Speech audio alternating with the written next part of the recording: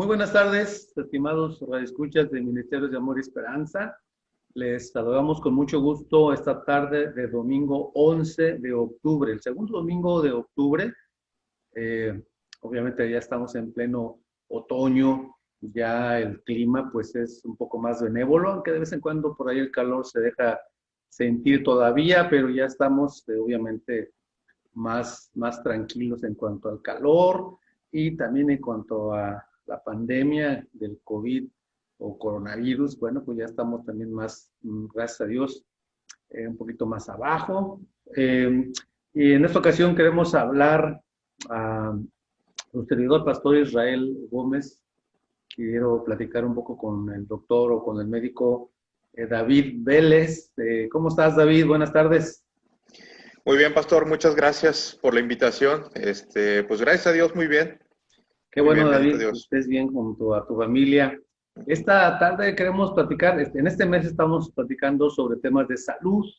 Vamos a platicar diferentes temas de salud y esta tarde queremos platicar un poco de lo mucho que se puede platicar sin duda sobre el dengue, algo, una enfermedad, digámoslo así, que pues está tomando un poco de auge. De hecho, ayer antier un compañero, un pastor, un consiervo nos llamó, oren por mí, porque pues me sentía así un poco mal y fui al doctor y tengo dengue. Así que, y queremos platicar precisamente con David Vélez sobre, pues, cómo surge o cuáles son, más que cómo surge, cuáles son los principales lugares donde se da este dengue. ¿Cómo le podemos decir? ¿Enfermedad, David? Es una enfermedad viral, así es, Okay. una transmisión viral. Ajá. Así es, el dengue es eso, una enfermedad de transmisión viral que existe o que se detectó desde hace décadas, incluso siglo, pasa más del siglo que se detectó. Y bueno, no es propia de un lugar específico, ¿verdad? Okay. Hay muchos lugares que son endémicos en el mundo y, por ejemplo, aquí la ribereña o desde Matamoros y toda la ribereña, es un lugar endémico para dengue. El sur del río Bravo es endémico para el dengue. ¿Endémico qué quiere decir? Que ya es un lugar donde permanece todo el año. Ah, ok, perfecto. Sí, eso permanece todo el año. Claro, hay pulsos donde aumentan los casos, como es el caso de estos meses, septiembre, octubre. Los casos tienden a incrementar por la temporada de lluvias. El clima cambiante empieza a haber más casos, pero es un lugar endémico donde todo el año, es perenne, todo el año vamos a tener casos de dengue o podemos tener casos de dengue. Y tú como médico, ¿estás de acuerdo en que aquí en Reynosa, hablando de Reynosa, quizás de la región pues, sur de Texas, de Matamoros, aquí toda esta parte, eh, está incrementándose ahora? ¿Es la fecha en que empieza? ¿Tú has ya tratado ahí en donde estás trabajando, en el seguro, ¿verdad? Estás trabajando. Sí. ¿Ya has No, detectado casos? sí, definitivamente hay muchísimos casos. Incluso me toca entrar una vez por semana al módulo de enfermedades respiratorias y ahí entran los que tienen fiebre. Ahorita yo creo que sospechosos de COVID vemos, de los 25 que vemos diarios, cada médico, bueno, a mí me tocó ver, por ejemplo, eran 6 casos sospechosos de COVID y unos 12 de dengue. 12 dengues. Sí, entonces sí tenemos casos de dengue que están incrementando por la temporada, por las lluvias, por el vital del mosquito, ¿verdad? Que lo transmite y bueno, es algo en lo cual nosotros tenemos que estar alertas porque todo se junta, todo se parece y tenemos que estar checando bien el cuadro clínico de los pacientes.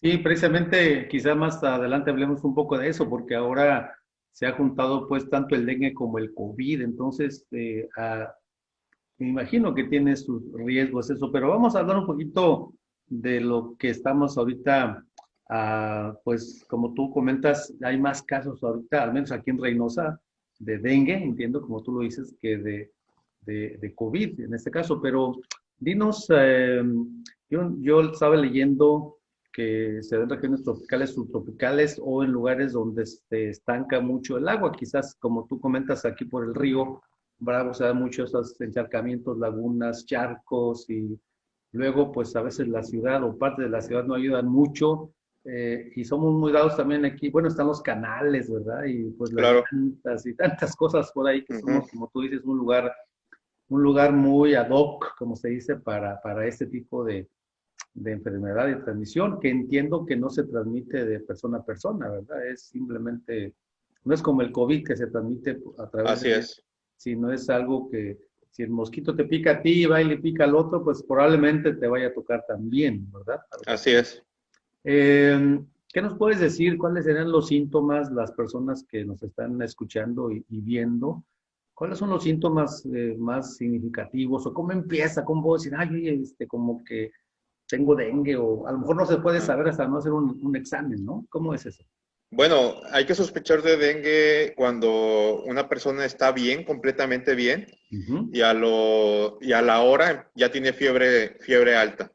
O sea, es la aparición de fiebre súbita, de que Oh, sabes que ahorita yo estoy bien y en 30 minutos, una hora, ya tengo fiebre alta mayor de 38,5 grados centígrados y que dolor de cabeza, dolor articular muy fuerte, por eso el dengue se llama la enfermedad quebrantahuesos, ajá. dolor articular, dolores musculares, incluso dolor de garganta puede haber, ¿verdad? Vómito tal vez, Sí, a veces. cuando va avanzando Oh, el virus, sí, pero se presenta más en las situaciones cuando es dengue complicado, ¿verdad? pues, Dengue más ah, grave que requiere hospitalización. ok, entonces como tú estamos platicando ahorita tú y yo, y en una hora yo puedo sentirme mal de temperatura Así y es, así así es. de nada, ¿no? De repente, entonces, si eso te lleva a otras circunstancias, como tú dices, dolor de cabeza, dolor de ojos, dolor de también las articulaciones, como dices. Articulaciones, Y cuál sería espalda. la primera medida a tomar ahí, David? Bueno, lo primero es ir a consultar, tomar la temperatura, es muy importante. Yo siempre les digo, tienes fiebre, pues tómatela, porque ciertos grados de fiebre puede aparecer fiebre súbita, pero a lo mejor no es mayor de 38,5, a lo mejor es menor de 38,5 y puedo pensar en Zika, ¿verdad? Entonces, ahí tenemos que yo les recomiendo que todas las personas que empiecen con fiebre súbita se tomen la temperatura y la anoten para cuando lleguen con el médico podamos ir quitando opciones diagnósticas, ¿verdad? Eh, Ajá. mm, y más que nada ese tipo, y inmediatamente ir a consultar. O sea, allí no hay de que mañana voy con el doctor. Si hoy en la noche me pasara algo así, tendré que buscar de preferencia en este mismo instante algo de eso. Bueno, le voy a decir, la mortalidad es muy baja en el dengue. La Ujú. mortalidad es muy baja en el dengue, pero sí se podrían esperar otro día. Ahora se recomienda la administración, si tienes paracetamol en casa, pues tomar paracetamol y después ir a consultar, pero siempre y cuando tú puedas describir todo lo que es cómo empezó tu padecimiento, con cuántos grados, qué sentiste, porque el tratamiento mitiga los síntomas. Ok, muy bien. Bueno, pues qué interesante lo que estamos platicando. Vamos a ir ahorita a un anuncio, a un canto, un anuncio, vamos a regresar. Y pues tenemos muchas inquietudes, muchas preguntas y sin duda David tendrá también mucho que decirnos de su experiencia en, en esta materia. Vamos a regresarnos. En esta tarde estamos platicando sobre el dengue y ahorita que decías algo del mosco, aquí en el anuncio, en el canto, ¿uno puede sentir digamos, cuándo te picó ese mosco o no? No sé, a lo mejor es una pregunta media vana o tonta, no sé. ¿Tú No, crees no, que está uno? bien. Lo Sí. que pasa, sí, y está bien porque mucha gente dice, no, es que a mí no, a mí recientemente no me ha picado ningún mosco. Te pueden argumentar esas cosas, pero el periodo de incubación del piquete a que te empiezan los síntomas puede tardar hasta 14 días. Oh. Entonces, si te picó ya desapareció la roncha que te ocasiona la picadura. Generalmente dura de 5 a 7 días la incubación y de ahí y de ahí empiezan los síntomas súbitos, ¿verdad? Ok, entonces, ok, vamos al doctor o a algún lugar, algún consultorio, obviamente, y se te da una medicina para atenderte y eso debe terminar en qué periodo, más o menos, vamos a decir, el resultado de ir a atenderte, el beneficio de la salud viene rápido o se complica luego por alguna razón. Mira, la mayoría de los casos son casos leves, son casos no complicados, donde tú alcanzas tu recuperación en 7 días. Puede 7 días. que, sí, puede quedar una discreta fatiga, que es parte del cuadro clínico, la fatiga, pero nada importante que no te permita laborar o hacer tus actividades diarias. Ujú. Ujú. Entonces, Entonces, pero se puede complicar eso. ¿Ya desde un primer claro, instante se ve cuando se complica o tiene que pasar un tiempo o general, no respondes a la medicina? Perdón. no, no es tanto lo que se responda, porque el cuerpo se hace cargo del virus. Lo que nosotros hacemos al principio es algo sintomático. Damos el paracetamol y muchos líquidos porque el paciente tiende mucho a deshidratarse. O sea, o el paciente que, por ejemplo, no tolera la vía oral, usted ahorita mencionaba el vómito, por ejemplo, Ujú. el vómito sí puede aparecer la náusea en el tercer o cuarto día de la infección. Claro, hay casos más agudos en los cuales el cuadro clínico es más severo, que generalmente es en niños, principalmente en niñas y en adolescentes, ¿verdad? Es cuando el cuadro clínico se ha visto que es más severo y ahí sí puede haber consecuencias de deshidratación, pero principalmente ahí lo que nosotros vigilamos son las plaquetas. Las plaquetas son las células que coagulan la sangre cada vez que nos cortamos o Ujú. tenemos alguna herida o nos golpeamos. Para que no haya sangrado, las plaquetas coagulan Ujú. y empiezan a bajar. O sea que cuando hay un sangrado o algo, no hay coagulación, entiendo eso, ¿verdad? Bueno, sí Hay peligro de eso. hay peligro. Bueno, eso es lo que mucha gente se espanta. Incluso hay definiciones del 2015 y todavía están así en duda de, por ejemplo, si tu dengue causa una baja de plaquetas por debajo de 50,000, ya es un dengue grave, complicado.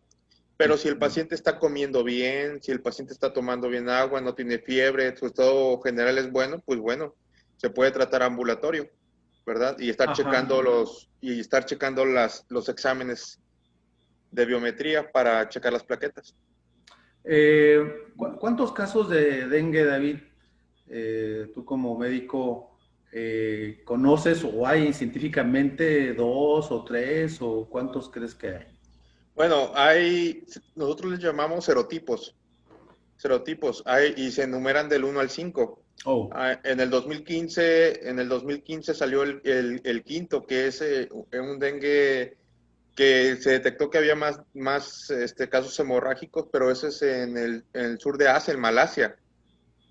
En Malasia ahí se detectó el primer caso, sí, en Estados Unidos, porque como Estados Unidos es un país muy globalizado, pues hay muchos viajes ujú. a Malasia y entonces ahí se detectó y se presentó un brote en Estados Unidos. Incluso hasta la fecha todavía hay brotes de ese serotipo y que cuando llega a una región llega para quedarse, pero sí existe ese serotipo. El que nosotros tenemos más aquí en nuestra región es el serotipo número 2, ¿verdad? Que causa el dengue leve o no complicado, pero sí hay casos de dengue hemorrágico, ¿verdad?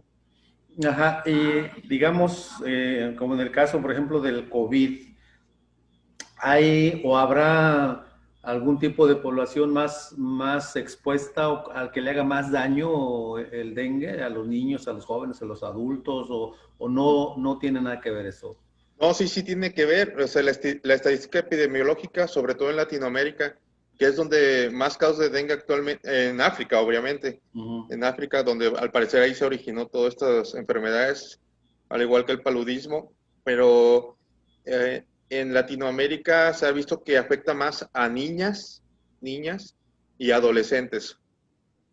Es donde Niñas más y se... adolescentes. Sí, Ajá. niñas y adolescentes. No se sabe el por qué, solamente es Ok. un dato estadístico donde tiene el peor pronóstico estos pacientes.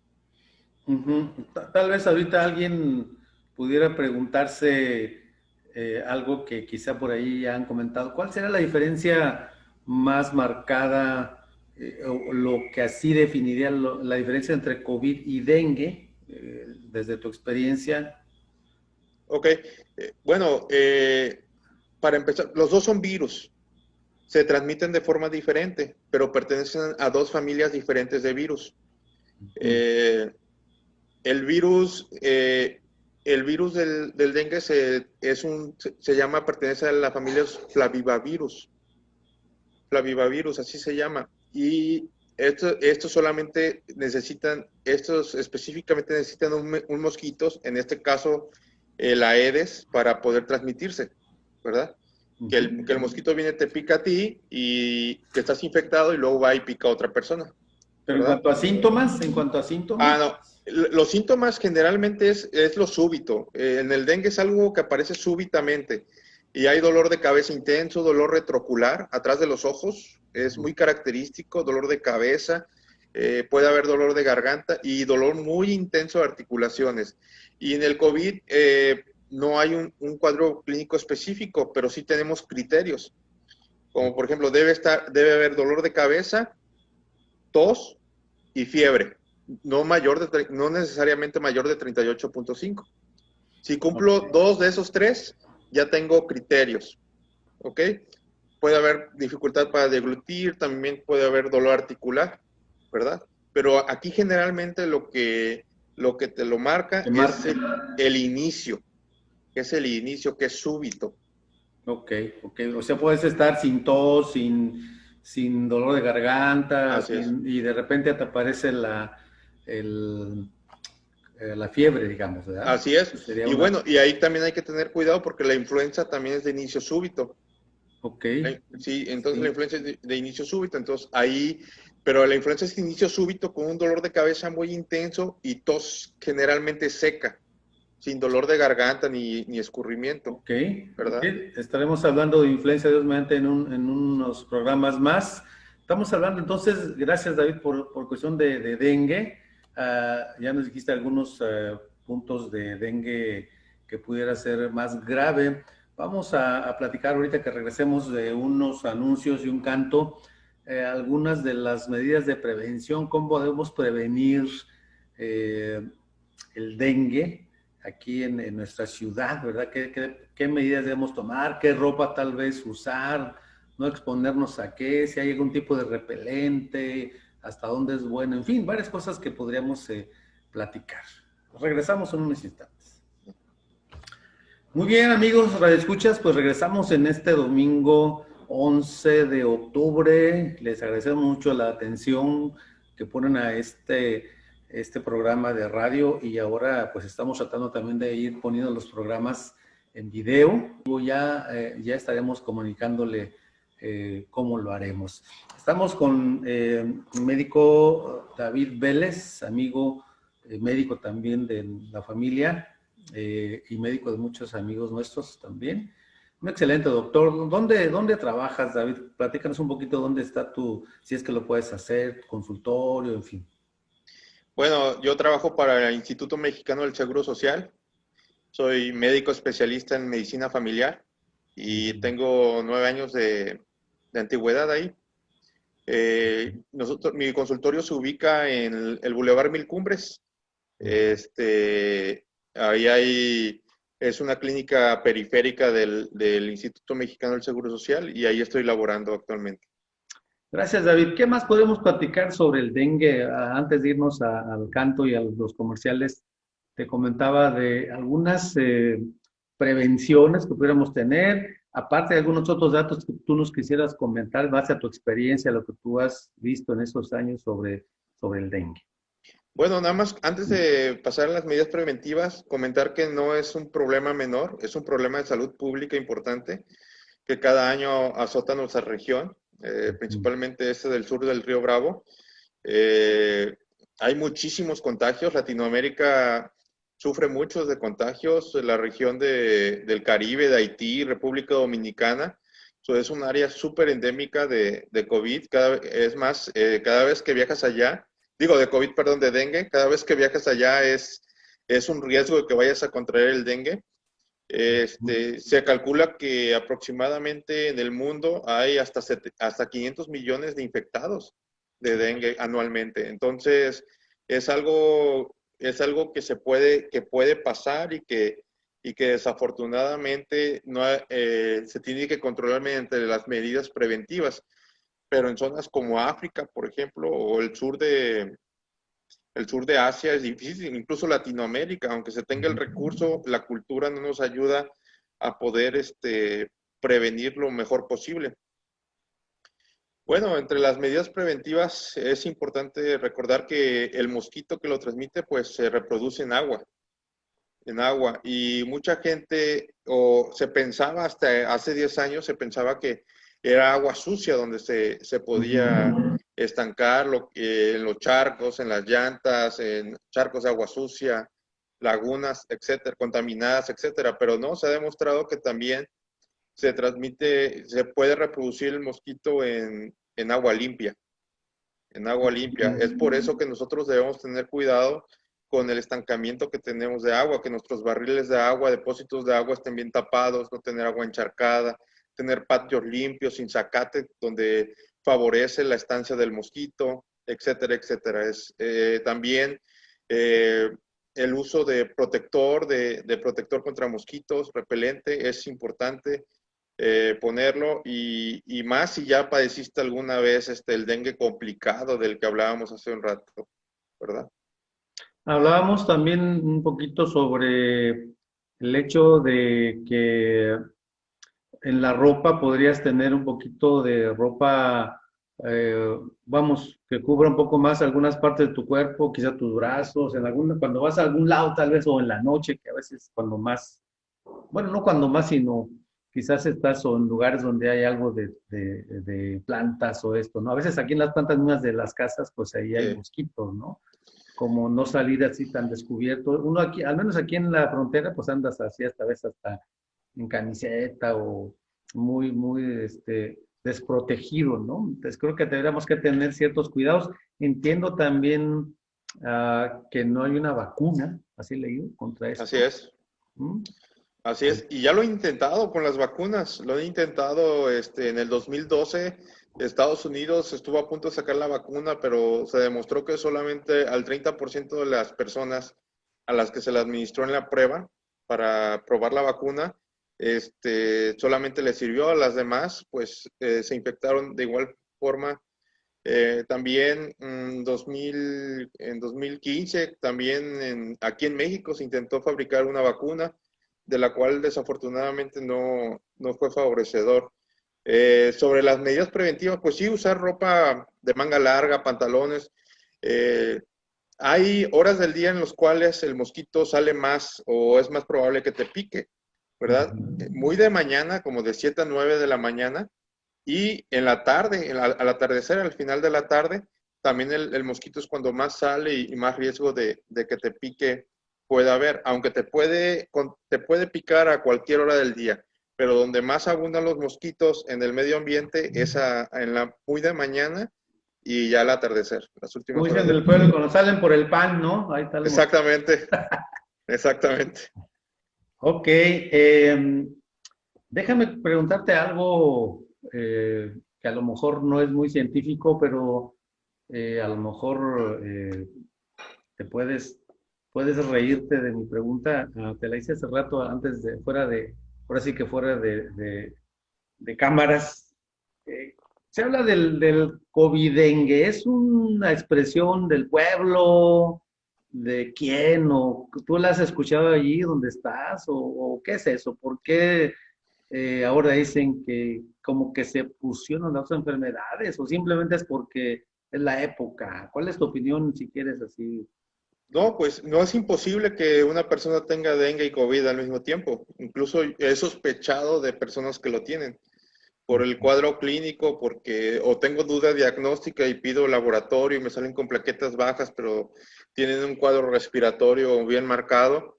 Entonces, pero el problema, creo que dos sí se han confirmado, dengue y dos pacientes, dengue y COVID al mismo tiempo.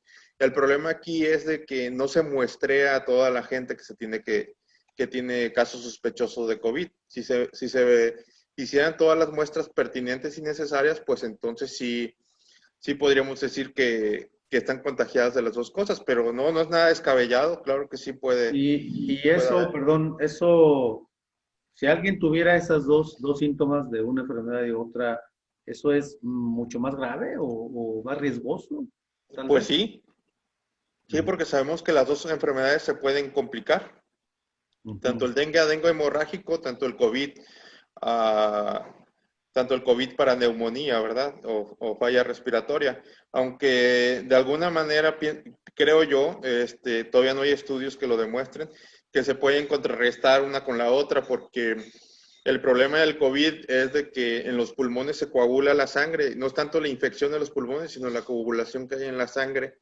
Y eso causa falta de aire, intercambio de gases, de oxígeno, Ujú. perdón.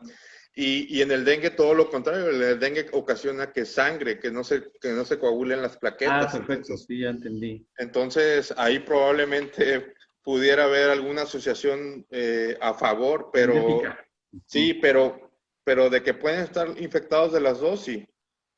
ujú. Muy bien, ¿qué más podríamos comentar o qué más nos puedes comentar en esta tercera parte, tercera porción de nuestra hora, de nuestra primera hora de Ministerio de Amor y Esperanza, hablando sobre el dengue? ¿Alguna otra experiencia que hayas tenido o alguna otra indicación que nos quieras comentar?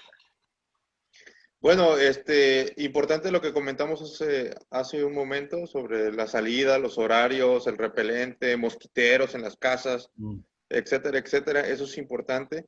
Pero sobre todo, pues no caer en pánico porque el dengue ya es algo con lo que hemos vivido hace mucho tiempo.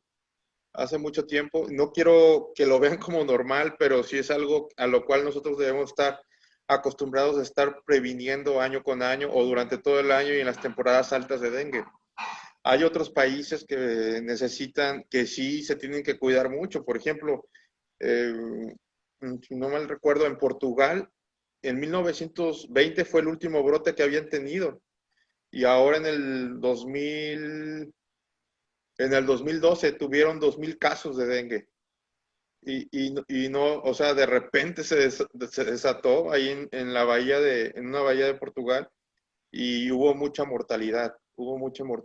La mortalidad de dengue es muy baja, pero todavía no se sabe por qué genéticamente en unas regiones más que en otras, y es un mundo tan globalizado. ujú. También es cierto que pues todos los que viajan a África seguido o que van a África deben de ver la posibilidad de que si empiezan con fiebre súbita, pues tener dengue, porque es muy común, al igual que el paludismo, es una enfermedad de la cual todos los días ven casos graves también. Ujú. Entonces ya nos has hablado un poquito de esto y el tratamiento, pues líquidos abundantes, ¿eso habla de que la gente se deshidrata o Sí, por qué líquidos abundantes? sí, tiende a deshidratarse y también por la intolerancia a la vía oral. Hace un momento usted me mencionaba vómito. Bueno, empiezan con náusea, Mm, con con necesidad de tener sed, pero no poder tomar porque hay vómito. Es cierto que pasa eso, pero mucho de eso pasa porque también en la mayoría se les inflama discretamente el hígado y eso causa náusea. ok, Entonces, ¿y qué en cuanto, así en el último minuto, qué en cuanto a la automedicación, la gente se automedica en cuanto al dengue también? ¿Tú sabes de a la gente que tome algo o no, no, no? incluso no. Creo que es muy conocido. Les preguntas qué ha tomado y la mayoría responde paracetamol o tempra, ¿verdad? Entonces, ahí es donde uno dice, bueno, la gente ya tiene conocimiento de lo que está pasando. O sea, sí es válido en ese caso esas dos medicinas que dijiste, ¿no? El El paracetamol. paracetamol, tempra, Tylenol, que es paracetamol. Entonces, pero sí que sepan que Y hay que ir a hay ver. que ir a consultar y que se monitoreen su fiebre, su temperatura. Ok. Muy bien, bueno, vamos a ir a un corto comercial y regresamos. Estamos platicando con el médico David Vélez y amablemente él nos está apoyando para este tema del dengue y Dios mediante estaremos platicando con él otros temas. que la influenza, por ejemplo, que también en estos días, sí, en este tiempo, pues también hay que estar ya quizás vacunándose pronto cuando lleguen las vacunas, etcétera. El COVID también, esperamos cuando repunte. Bueno, son temas que estaremos tratando en este mes. No se lo pierda, cada domingo de 3 a 6 de la tarde estaremos aquí con ustedes platicando, nos va a escuchar y en algunos temas nos va a ver también, como en este que esperamos que así sea. Así que, pues, gracias David por tu apoyo. ¿Qué más podemos hablar sobre este tema del dengue? Bueno, es importante, como en toda enfermedad, que los pacientes conozcan los datos de alarma. Es importante. Nosotros siempre les hablamos de que, bueno, el dengue se va a sentir mal, le va a doler la cabeza, todos los síntomas que acabamos de explicar, ¿verdad? Y que se pueden manejar con paracetamol. Pero ¿cuáles son los datos de alarma en un dengue? Bueno, el primero es que haya algún tipo de sangrado en cualquier parte del cuerpo. ¿A qué me refiero? Hay veces que las conjuntivas sangran, se ponen rojas, empiezan a sangrar, o todo lo blanco del ojo, la esclerótica. Como un derrame, digamos. Así es, empieza a sangrar, o te empieza a sangrar la nariz, que lo conocemos como epistaxis, o las encías te empiezan a sangrar también de la nada, o empiezan a aparecer puntitos rojos en toda la piel. Eso es como sarampión, como si fuera sarampión, algo así. Sí, sí, son puntitos que no se van a quitar, es sangrado en la piel también. Que haya dolor abdominal. Si hay dolor abdominal, probablemente algún órgano está intenso, algún órgano está sangrando. Que haya hemorragia vaginal excesiva también, o que haya hemorragia por el recto, o que vomiten sangre. Pues cualquier tipo de sangrado hay que ir al hospital inmediatamente, independientemente de cómo haya salido su último conteo de plaquetas. Aunque sean más de 100,000, el virus puede hacer que esas plaquetas no se coagulen bien. Déjame entender ahí, estamos hablando de alguien que se trató porque fue y le dio temperatura, fue y se trató. Así es. Pero no ha mejorado, se está empeorando, o pensó que mejoraba y de repente empezó a sangrar. O sea, es algo que así es. Externamente no se ve mucho en algunos casos, pero internamente, en otros casos, ¿verdad? Pues se da, ¿verdad? Se ve. Sí, sí, y sí puede pasar, claro que sí. Aunque los casos son muy, muy pocos de dengue hemorrágico, sí pasa. Otro dato de alarma sería que no tolere la vía oral, que empieza a deshidratarse, entonces hay que ir a urgencias para que te rehidraten por la vena, porque eso causa concentración de la sangre. No coagula, pero también la sangre se concentra y eso favorece es un factor pronóstico para mortalidad, para complicarse. ¿Te ha tocado a ti algún caso en estos años que has tenido, ya sea directamente o cuando estabas a lo mejor en tu servicio o en algo? En el 2014 estaba en San Buenaventura, Coahuila, en un hospital del IMSS, en urgencias, era de madrugada y llegó un señor con sangrado. Ya empezamos a controlarlo, en pasar fluidos y tomamos exámenes de laboratorio.